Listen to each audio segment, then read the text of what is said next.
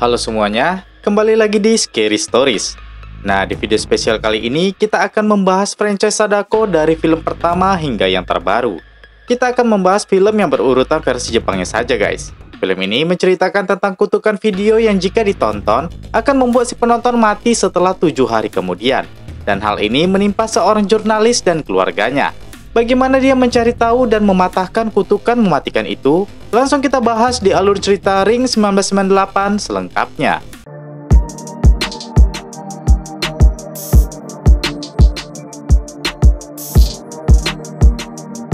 Hari Minggu 5 September 1997, seorang gadis menginap ke rumah temannya.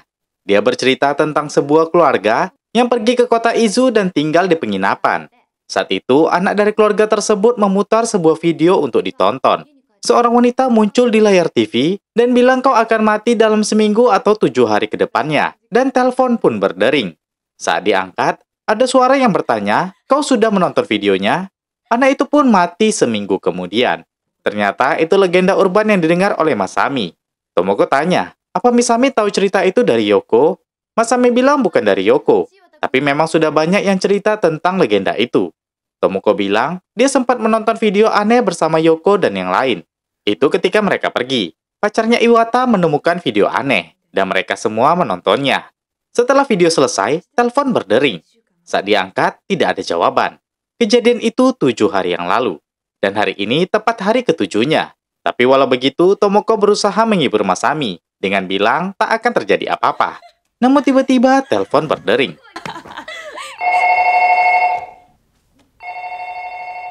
Mereka pun segera turun menuju arah telepon. Masami yang tak mau terjadi apa-apa dengan Tomoko mencoba mengangkat. Kemudian dia tertawa, karena itu ternyata dari ibu Tomoko. Tomoko bilang ke ibunya, Masami menginap di rumah. Setelah menutup telepon, Tomoko bilang orang tuanya hari ini lembur. Setelah itu, Masami pun menumpang mandi. Tomoko pun ke dapur. Tomoko heran kenapa TV-nya menyala sendiri. Dia pun mematikan TV-nya dan kembali ke dapur membuat minum.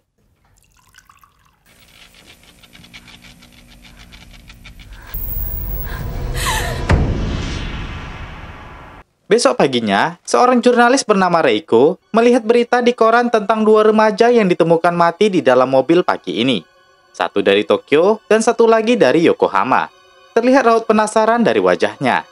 Reiko meminta rekannya untuk mencari tahu sekolah remaja itu. Setelah itu, Reiko pun segera pulang.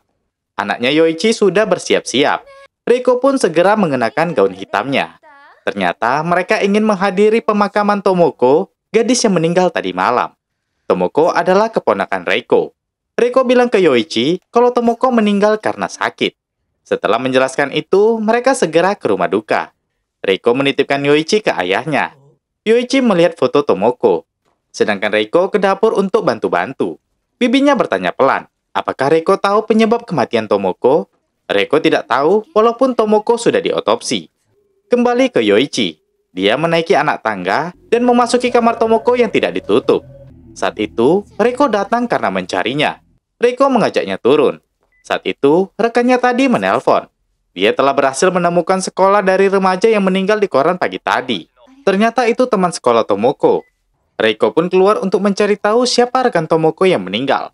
Dia bertanya ke para siswa. Dan ternyata yang meninggal adalah Yoko dan Iwata, pacar Tomoko. Mereka meninggal di malam yang sama.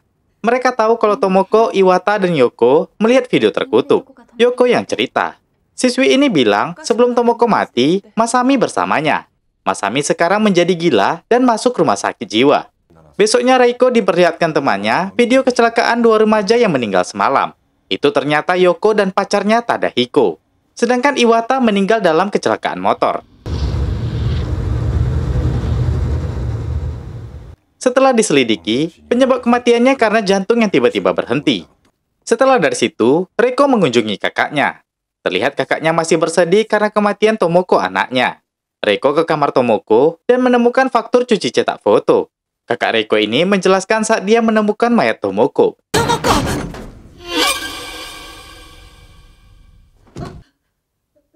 Lanjut Reiko mengambil foto yang dicuci Tomoko seminggu sebelum kematiannya.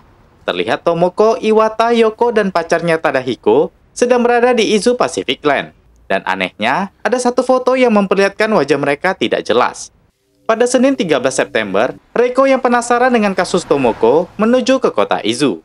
Setelah tiba di Izu Pacific Land, dia segera memasuki penginapan yang disewa Tomoko dan kawan-kawan. Perhatiannya langsung tertuju ke TV. Dia mencari channel yang dirasa aneh, tapi tidak ada. Dia bertanya ke resepsionis, apakah ada yang tidak beres kepada 4 remaja yang menginap tanggal 29 Agustus. Setelah melihat fotonya, resepsionis itu pun mencari tahu pada tanggal tersebut. Saat itu, Reiko tak sengaja melihat video yang aneh. Resepsionis itu bilang, ada yang meninggalkan video itu di situ. Reiko pun membawa video itu ke penginapan. Saat diputar, inilah videonya.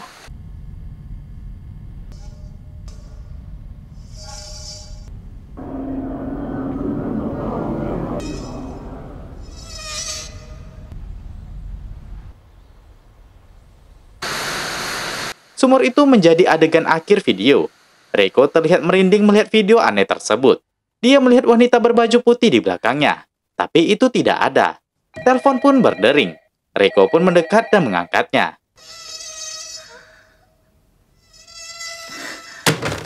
Dia melihat sekarang pukul 7 malam.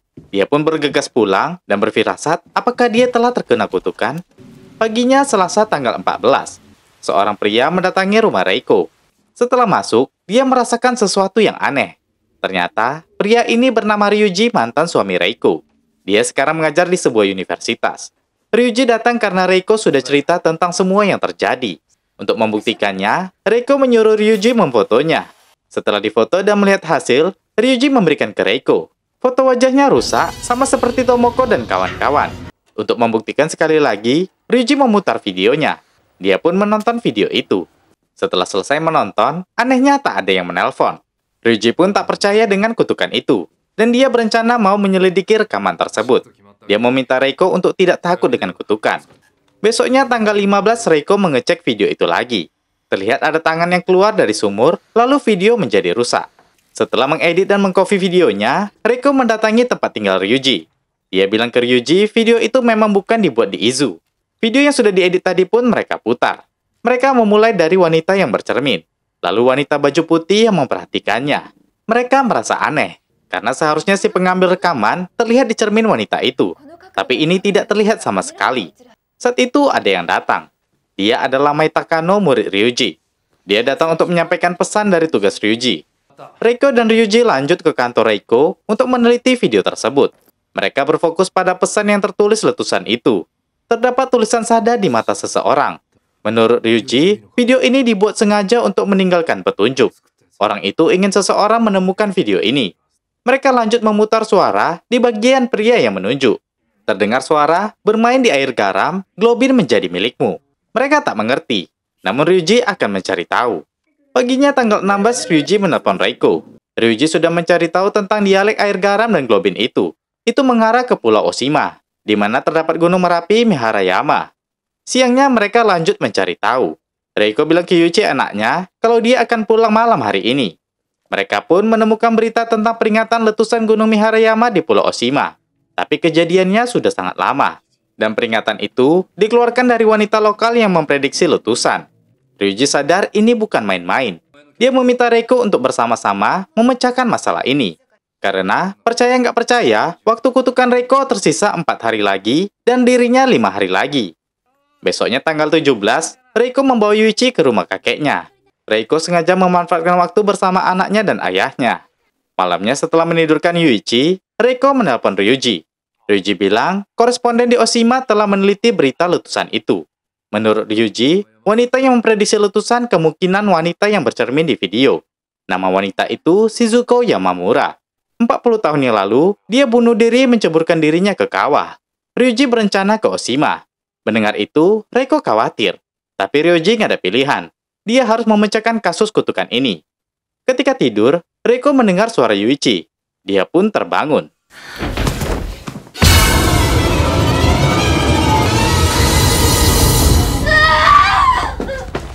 Reiko memarahi Yuichi yang menonton video itu.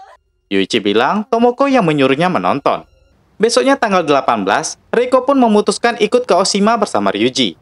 Di kapal Ryuji bilang, dia merasa hal aneh saat ke rumah Reiko kemarin.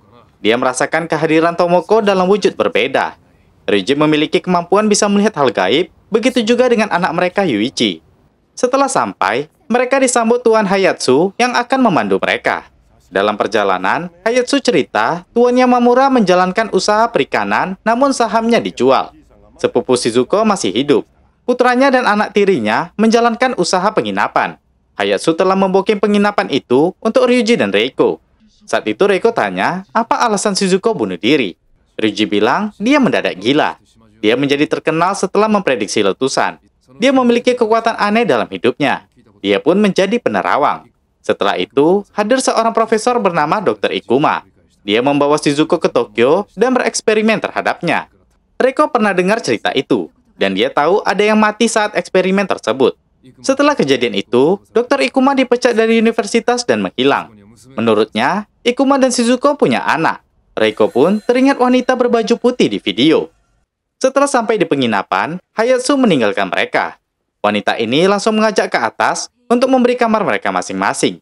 Saat itu, Ryuji membuka satu ruangan dan terlihat cermin seperti di video. Saat itu juga, sepupu Shizuko bernama Takashi hadir. Reiko langsung tanya tentang Shizuko dan anaknya. Takashi bilang Shizuko tak punya anak. Pada saat makan, Reiko menangis karena takut tak menemukan jalan keluar. Dia meminta Ryuji untuk membantu menyelamatkan Yuichi yang juga telah menonton video. Ryuji juga putus asa, karena waktu Reiko tinggal 2 hari lagi. Saat itu, anak tiri Takashi tadi datang. Dia memperlihatkan sebuah foto Shizuko bersama Dr. Ikuma. Setelah itu, wanita itu pun pergi. Besok pagi tanggal 19, Ryuji dan Reiko menjumpai Takashi. Takashi menyuruh mereka meninggalkan kota Oshima. Ryuji tanya-tanya tentang Shizuko. Takashi bilang, Shizuko wanita aneh. Dia sering duduk di sini sepanjang hari. Setiap tahun satu dari keluarga mereka mati di laut. Ryuji langsung bilang kalau Shizuko bisa membaca pikiran orang. Dan Shizuko tahu ada yang menyembunyikan sesuatu dari dirinya. Mendengar itu, Takashi ingin pergi. Tapi Ryuji menangkapnya dan menjelaskan kalau dirinya juga bisa membaca pikiran orang. Ryuji tahu kalau Takashi yang menyebarkan kemampuan Shizuko dan mengundang Dr. Ikuma. Tujuan Takashi untuk mencari uang. Saat Takashi terjatuh, Ryuji memegangnya dan membaca pikiran Takashi. Dia melihat pertunjukan Dr. Ikuma saat itu. Takashi ada di situ saat Shizuko menunjukkan kemampuannya. Reiko yang mendekat juga masuk ke alam pikiran Takashi. Mereka melihat kemampuan Shizuko membaca pikiran. Shizuko melakukan dengan baik dalam membaca pikiran. Namun ada seseorang yang mengatakan kalau itu hanya trik sulap. Semua juga jadi ikut tak percaya dan juga mengatakan Dr. Ikuma bekerja sama untuk menipu. Tiba-tiba pria tadi jatuh dan mati secara mendadak. Semua menuduh kalau Shizuko yang melakukannya. Shizuko yang takut langsung bertanya ke Sadako anaknya, apakah kau yang melakukannya? Ryuji baru tahu ternyata Sadako lah yang membunuh pria itu. Sadako memiliki kemampuan membunuh orang hanya dari pikiran. Sadako segera pergi karena disalahi.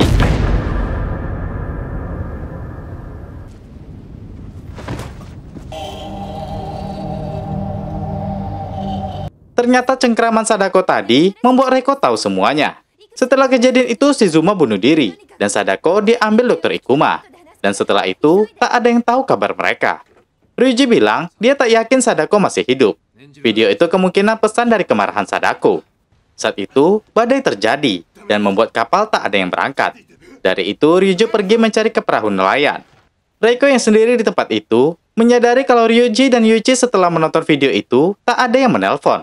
Dia pun mencari Ryuji dan mengabari kalau telepon itu hanya berlaku di penginapan kota Izu saja. Saat itu, Takashi datang.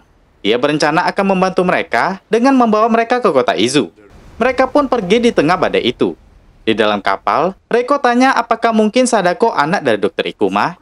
Ryuji bilang Dr. Ikuma sudah punya istri dan keluarga. Namun tak menutup kemungkinan Dr. Ikuma punya hubungan dengan Shizuko. Yang terpenting sekarang, mereka harus mencari mayat Sadako. Waktu mereka tak banyak, karena besok hari terakhir kutukan Reiko sebelum jam 7 malam. Paginya tanggal 20, mereka pun tiba di kota Izu. Ryuji segera membeli barang-barang yang diperlukan. Mereka segera menuju ke taman penginapan Izu. Mereka menuju ke samping, dan Ryuji menghancurkan jendela samping itu. Mereka pun berhasil masuk ke dalam. Dan benar, ternyata di situ terdapat sumur yang ada di video. Ryuji memegang tangan Reiko untuk melihat apa yang terjadi di sumur itu.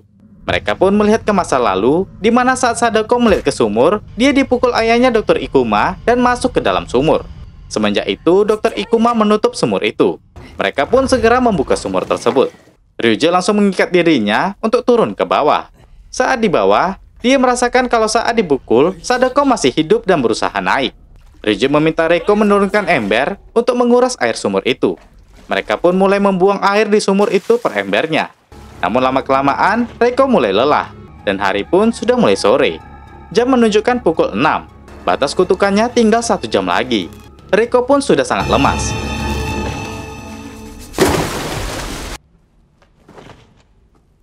Ryuji naik ke atas. Dia menyuruh mereka gantian. Awalnya Reiko menolak. Ryuji menamparnya. Dia menyuruh Reiko ingat kalau semua ini juga demi Yuichi anak mereka. Sadar dengan hal itu, Reiko pun setuju. Dia pun segera turun ke sumur.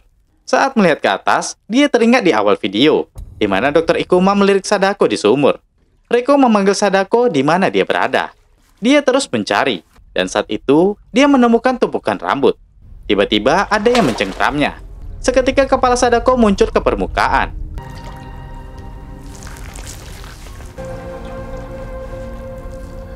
Reiko memeluk jasad Sadako. Ryuji bilang jam sudah pukul 7:10. Artinya, kutukan telah terputus. Para polisi pun datang untuk mengamankan jasad Sadako. Reiko masih belum tahu alasan Dr. Ikuma membunuh anaknya sendiri. Ryuji bilang, mungkin Sadako bukan anak Ikuma. Ryuji malah menebak kalau ayah Sadako bukan manusia. Bekas cengkeraman di tangan Reiko pun hilang. Dia pun segera mengajak Reiko untuk pulang. Ryuji mengantarkan Reiko ke rumahnya. Dan setelah itu, Ryuji pun segera kembali pulang. Setibanya di rumah, Ryuji melanjutkan tugasnya. Paginya setelah bangun, Reiko yang membuka jendela merasakan firasat buruk. Di rumah Ryuji, dia terus mengerjakan tugasnya hingga pagi. Dan saat itu, terdengar suara tali timba dari sumur. Ternyata video itu kembali menyala di TV-nya. Ryuji melihat dan terlihat video itu menjadi bagus. Sadako keluar dari sumur dan berjalan menuju ke kamera. Ryuji kaget tiba-tiba telepon berbunyi. Dia menyadari sesuatu. Saat mengangkat teleponnya, dia melirik ke TV.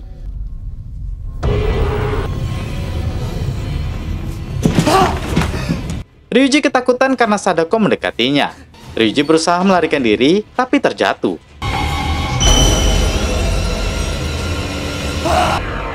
Ternyata yang menelpon tadi adalah Reiko.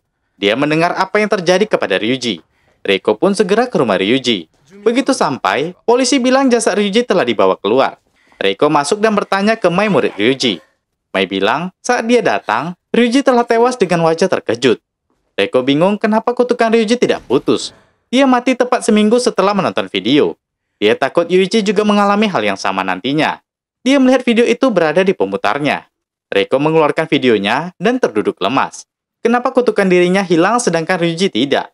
Saat itu, dia melihat roh Ryuji dari TV. Rohnya menunjukkan ke arah tas. Ternyata video aslinya masih berada di tas Reiko. Sedangkan kopiannya ada di pemutar video Ryuji. Artinya, Reiko telah membuat salinan video itu dan memberi kutukan kepada Ryuji. Reiko pun berencana melakukan sesuatu. Dia membawa pemutar dan rekaman asli video itu. Di jalan, dia menelpon ayahnya untuk meminta bantuan demi Yuichi. Reiko sadar inilah yang melepaskan kutukannya. Setiap orang yang terkutuk harus menyalin video itu dan memperlihatkan ke orang lain. Jadi kutukan itu lepas dari dirinya dan mengenai orang lain. Dan orang lain juga harus membuat salinan dan memberi ke orang lain lagi. Begitu seterusnya tanpa henti. Hanya itu cara yang diketahui Reiko saat ini untuk menyelamatkan anaknya. Cerita pun berakhir sementara di sini. Nah, apa yang akan terjadi ke depannya akan kita bahas di sequel film ini yang berjudul Spiral. Jadi, ditunggu ya. Oke, terakhir saya Jiwa. Terima kasih sudah menonton dan sampai jumpa di video berikutnya.